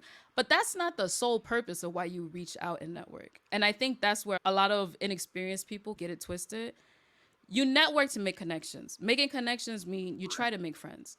Check in on people. Mm-hmm. You know what I'm saying? Yep. It's a pandemic. Make sure people is good. Like Yep. the economy sucks. Check in on people. It's How are you trash. doing? Mm-hmm. Try to Yeah. remember people's names. And listen, as an ADHDer, it's difficult as hell for me to remember people's names. Woo! It's Yeah. bad. Yeah. It's really bad. And I always have Yeah. to give a Man. disclaimer. I always have to try to give a disclaimer like, it's not you, it's me. My brain is It's just not me. set up that Yep. way. Yep. Right. But whenever I'm in network mode, I'm always on people's names. And you have to be. And even if you're not, politely ask. Be for Yeah. real. Don't be Yeah. fake about it and be like, you know what? Like, I remember yeah. you. I Mm-hmm. just Remember the It's I'm name. so Yeah. Right? sorry. I'm really it name right escaped now. me. Yeah. And it happens. And like when you're Mm-hmm. dealing with people who are also like in a particular place where they're seeing a bunch of people, they're networking, they're doing this, they're busy, they understand. Mm-hmm. Yeah. Definitely when I'm out at events and I'm at conventions and different things and I'm out networking, I'm not networking just to say, oh, I'm going to have this person in my back pocket to do something. I'm networking because Right. I like what you do. I have either been a fan of your work or like really just like you and I like what you're doing and I want to get to know you. And if something happens from that, then something happens. But that's not Right. my goal. That's not the sole reason as to why I'm reaching out to you. I like you. For me, I've never been the type of person to be nervous to make friends with people when I like them. One of my best Yep. friends, her name is Princess. She helps me a lot actually with the inventory and stuff and different things. And we've been friends since high school. So the reason why we became friends is because I initiated the friendship. Because me being an alternative kid, I could not I didn't feel like despite being an alternative kid, I didn't feel like I could dress alternative and like really like the way my fashion is now and the way I present now, I was terrified to Mm. do it and go in as a teenager. And Yeah. she wasn't. And she was also a black person. You know what I'm saying? So I thought that was so cool. I thought she was so cool. And I was like, damn, she's like mad brave and fucking cool to just she has no boundaries. She can just dress however she wants. Like in that sense, like she's free. And I love that about her. And I was like, yo, I want to be your friend. And here we are. Yep. All these Yeah, years that's it. later, still Yep. friends. So it's like I personally I've never been shy to do that. And I understand that some people are. And it's just not the norm. And maybe that's my ADHD where it's I don't care, I want to be friends. But that's not the norm where people walk up and be like, I want to be your friend. Hmm. And Yeah. that's just not the norm. Like people I feel like people get suspicious and it's I get it. I just want to be friends. I think that you're cool. That's it. Like Yeah. I was at a what do you call this? I forget which year this was, but at Anime NYC, I came into a industry party. Hmm. Y'all know Tim Lu from Crunchyroll? Hmm. Mm. Mm-mm. So Well, I Tim Lu, don't at least.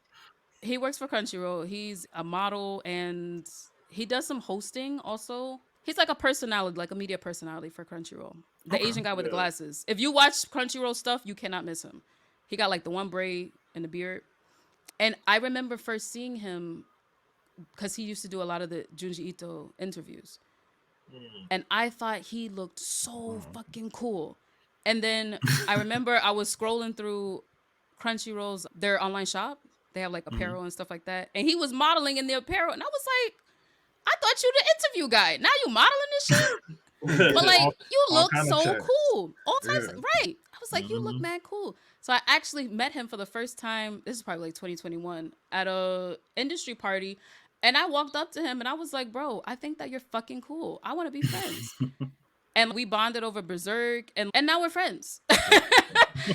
So like whenever there's like an industry party or whatever, that's like my industry party homeboy when I'm like overwhelmed. And I'll hang out with him, I'll hang out with some other industry friends or whatever that, that I can lean on when I'm like, ooh, this is a lot.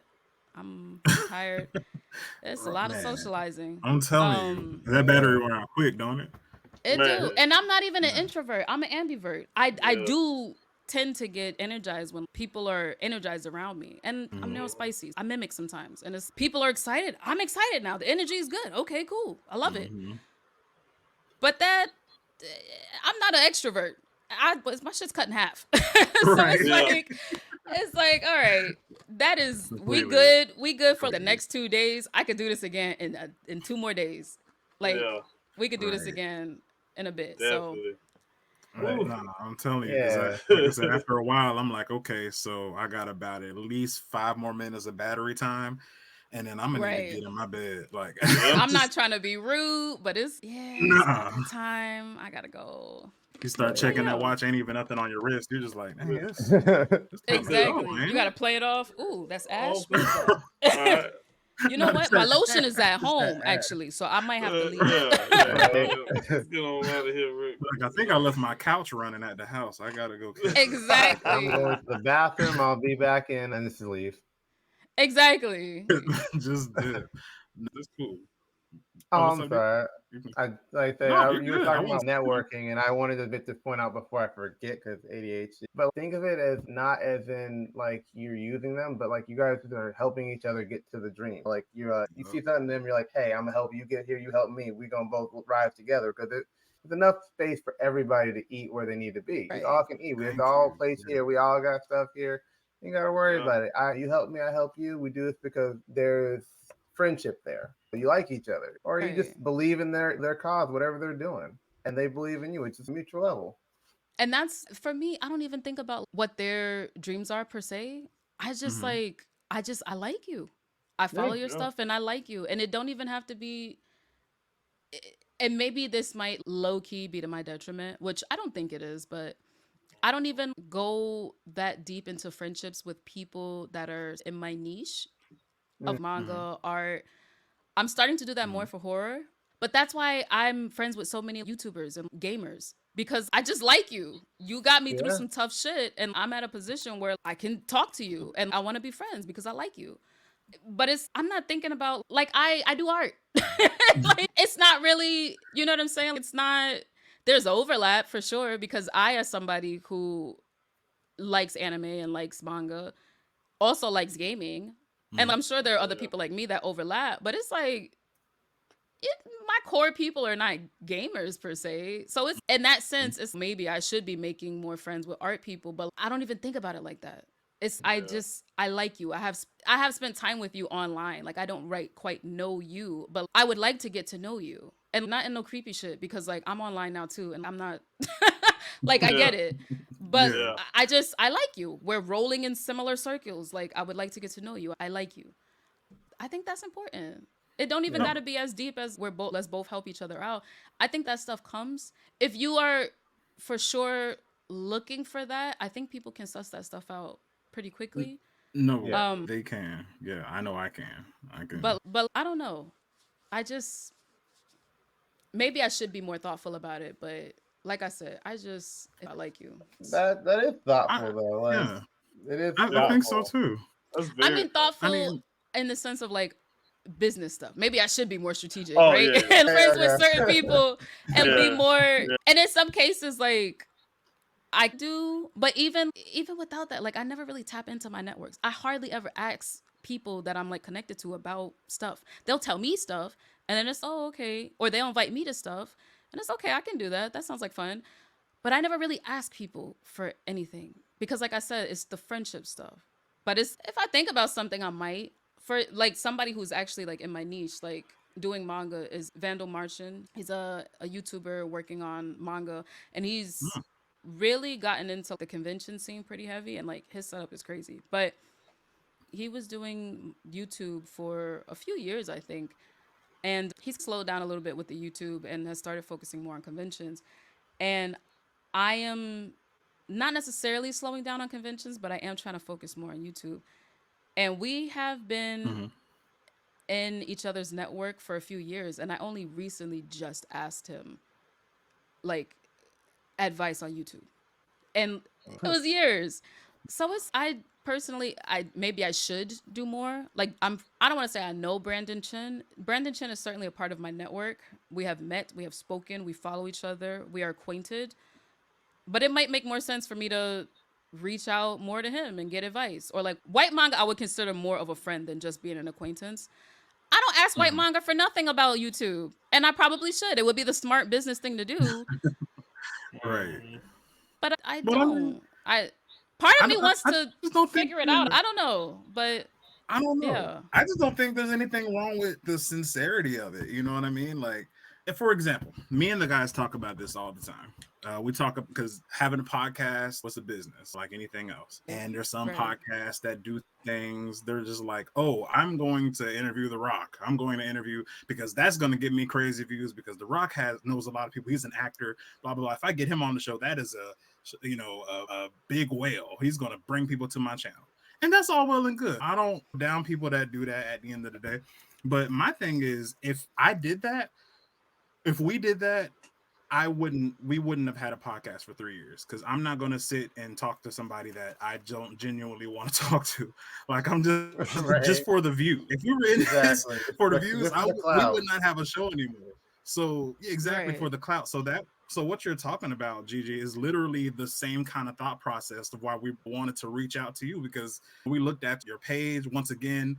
Marcus shared something in the chat, and that's literally how all of our guests start. Somebody shares something in our chat that we have, and I'm like, that's super cool. And I'm like, who did that? Then I looked at your page, and once again, like you said, they look cool as shit.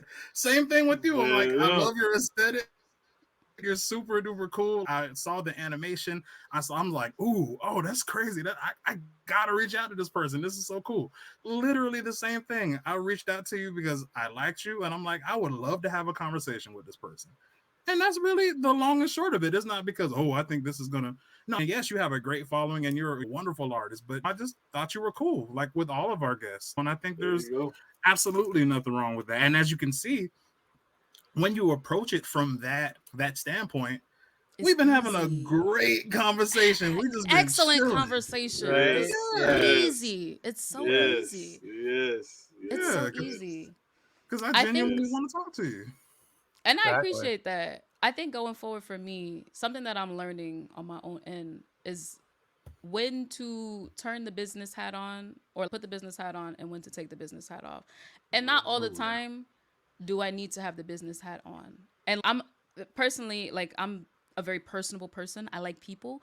I spent a long time in the service industry, so trying Mhm. to make people comfortable, trying to make people happy. I'm also fucking neurodivergent. I know that I can be weird, and I'm always thinking about, okay, I hope I'm not making somebody uncomfortable Mhm. because of my whatever. So I'm always thinking about those things. So on the flip side of that, there are times though when I'm overthinking the business stuff, and I'm like, I have to be super serious, and like, this is a business, and blah blah blah blah.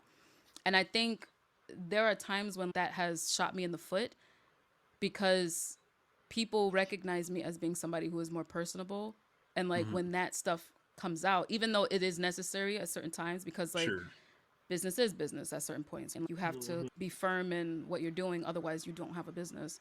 But there are times where I could have definitely taken that business hat off for a minute and been more personal and personable with people.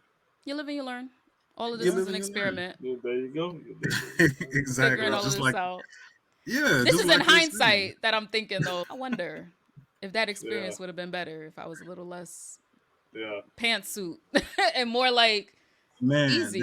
that hindsight is 2020. No, It for is. real. But like you were saying, you're even with your art, with the direction you're trying to go in, how you pivot, what you want to put out, how you want yourself represented, like in that light. Because I listened to one of your streams, and I was smiling the whole time because you were talking about how happy you were that you are your own business and you get to call the shots. And this is something that this is mine. Nobody else is doing this. This is me. This is my baby. So I think that's great. And because it's yours, like I said, and you're the person, the boss, the workers, you're all of that. So you're gonna have some days where you're not feeling it, or days when you're just like, damn, I could have did that better. And days when you're like, Right. bro, I am killing this big step or what? You know what I'm saying? You're gonna have all them Right. kind of Mhm. days.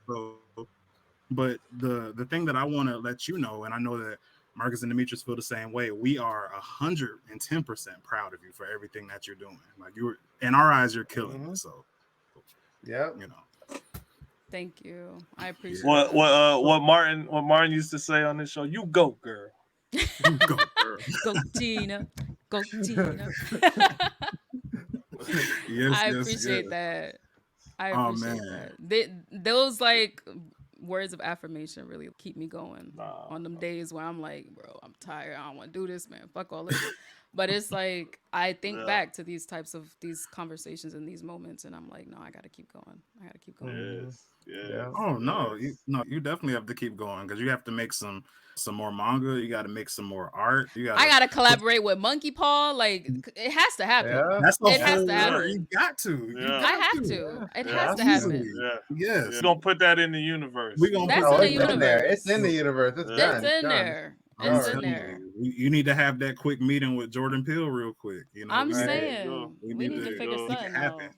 because I've been look, somebody got to talk to him. We've been trying on our end, so Yeah. somebody got to have that conversation. I'm trying. We gonna see what Man. happens. I've been stalking them on Instagram. I know they Hell tired yeah. of me, but we be cracking up over there on Instagram. Yeah. For At real. some point in time, it'll happen for sure, for Come sure. Oh, it's definitely going to happen for you. And one thing is for sure, you got some family here at the Square Round Table Podcast. We're in your corner 100%. So anything we can do, we're here for you for sure. I appreciate that. Yes, Thank you, thank yes, you. Of yes, course. yes. But with that being said, Gigi, once again, man, you are amazing, and we appreciate the time that you spent with us, just chatting about all kind of craziness, horror, all of that. We are honored that you were the person that we could have this year for the podcast. That I know we're still in September right now, but we're dropping this one for our Halloween episode. So we're so happy that we got a chance to speak to you this year. So thank you so much for coming. Thank you. Yes, I thank appreciate you, that. thank you, thank you. Keep Tiny killing claps. it. Good. Tiny Yeah, claps. keep killing the game. Keep killing All it. the way Keep around, killing all the way around. Yeah. Yes. But yeah, so the floor is yours. Before we go ahead and head out, go ahead and let all of our viewers and listeners know everything you got going on. You got a book called Resenter that's out there on the streets right now. Let everybody know what's going on. Go Resenter ahead is and on the shout it out. streets. Yes, And yes. I gotta make Christine proud because she got on me last time. So here's the book. Boom. I gotta make sure I have all my stuff by me because Yeah. otherwise she'll watch this and be like, now Gigi. So here we go. This is my book, Resenter. My name is Gigi Murakami. I am a horror manga artist. Oops, sorry. And this is my supernatural horror, Resenter. This is the physical Yes. form, but I also sell the digital copies on my website. The hard copies are on my online shop, himawari91.store, not .com, .store. Yeah, check out Resenter. There's other stuff that's there too. I have merch that's on my shop, apparel. Part of one of them I'm wearing now, this t-shirt here. Ooh, awesome. Hey, that's Nice. heat. Yes. Yes. Yes. That is I'm And gonna this have to cop one, that. this was like sold out at DreamCon, so it is recently up. There's limited stock. I have enamel pins and different things like that, all within the same horror style for my work. And actually, some of the stickers are on my water bottle. Ooh. Oh, Yeah, I was gonna ask nice. about that. Yeah. Nice. There's nice. her, and then this was a new one. that I Yeah. did. Hey, Yeah, I that love one's that. cool. Yes. Yeah, I also have a Patreon. Like stable support is the most helpful, but if you can't, something from the shop works. And if you can't even do it from the shop, because I know the economy is tacky right now, follow my social media. I'm Gigi Murakami on all social media. On Instagram is Gigi_Murakami. But yeah, I'm literally Gigi Murakami everywhere. I'm on Yeah. I'm on Twitter. I'm on Instagram. Um, Yes. I'm on TikTok. I'm on YouTube. I'm on Blue Sky, and I'm on Threads. Your girl is all over the place, all under Gigi Murakami. And yo, I'm just an independent horror manga artist trying to find her way, trying to make friends, connect, make something creative, make something fun, try to entertain people. Boom. And you That's are what I got. doing Find just her that. everywhere. It is. Yes, Mic drop. killing Mic it. drop. Boom. Exactly. So, of course, for all of our viewers and listeners out there, no worries. We will put all of Gigi's information, of course, in the description below. And when it's time for the episode, we will blow all of that stuff up on all of our social media platforms. So, with that being said, boys, guess what time it is? It's time for Shameless that good old shameless promotional. promotional. See, you weren't lying, Marcus. You did say you were going to do the Barry White, the deep voice. I told thing. you, No, you weren't gotta lying. work it. Yeah, Okay. you gotta work I it back feel in it. there. You can't Because just force it. You gotta naturally work back in there. yeah, because know what I'm last saying? time, so hey, bro, that's just I hit the that's soul glow lore. on That's you. I Square Round know. Table I lore know. right there. Yeah. Yeah, That's You hit the because you had octave? the Yeah. falsetto. Yeah. I was about to hit the soul right. glow. You hit the 'cause octave, the Marcus? last podcast he had the falsetto going. Something like Yeah. that. Yeah, something like that. Just let Joe. Hey, You hit one of Right? those? yeah, look, the soul, yes. You know what I'm saying? You know, you But gotta yes, switch it guys. up every now and then. You gotta switch it up, man. Like I said, that's the Square Round Table lore right there, man. We here. But yeah, guys, you can listen to this amazing podcast. You can watch this amazing podcast as well as all of our other podcasts on our website. And that website is squareroundtablepod.fandomlim.com. And one more time, it is squareroundtablepod.fandomlim.com. So what you got for us, D? So cool is you got to say it twice, but you can catch us on YouTube at Square on Table Pod.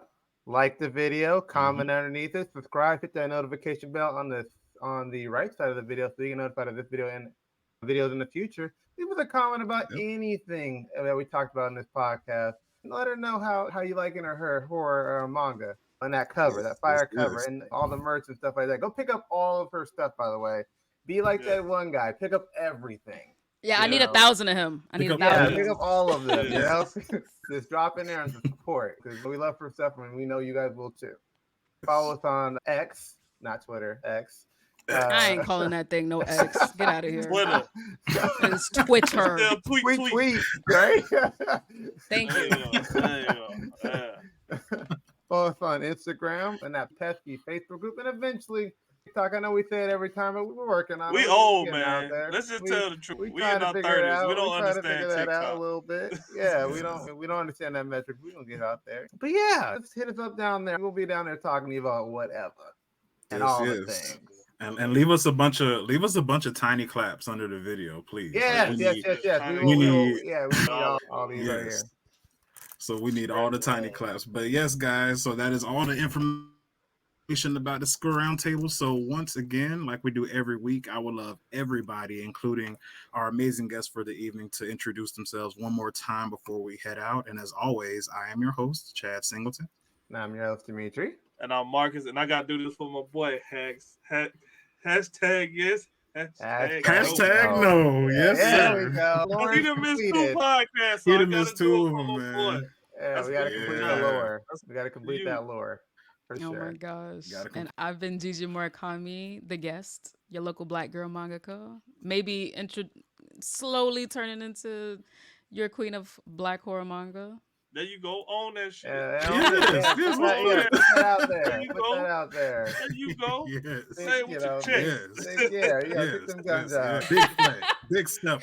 Not the guns again. You know, my gun's kind of small. It's all right. Hey, small. Come on now. Yes. For all of our viewers and listeners out here, this has been the Square Round Table podcast and the Queen of Horror Manga. And we out, guys. Peace.